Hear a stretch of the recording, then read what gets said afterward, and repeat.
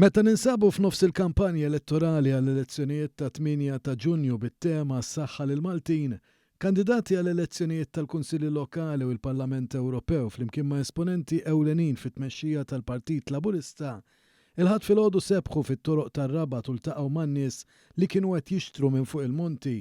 Kulħadd kellu l-opportunità li jitkellem ma' tmexxija u l-kandidati tal-Partit Laburista dwar bosta temi.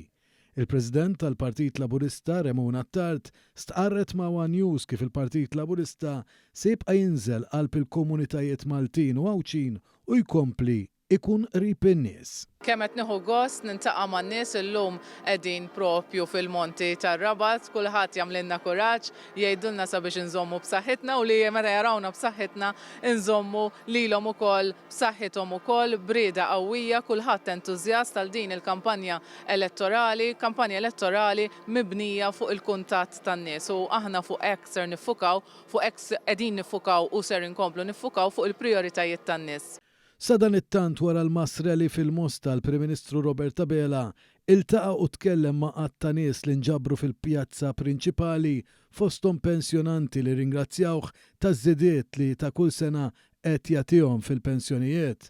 Il-Prim Ministru Abela żar in-negozji fl-Inħawi u tkellem mas-sidien u dawk li kienu fil-pjazza fosthom ommijiet li nġabru biex jiklu xi ħaġa flimkien jew jieħdu kafè fl-okkażjoni ta' jum l-omm.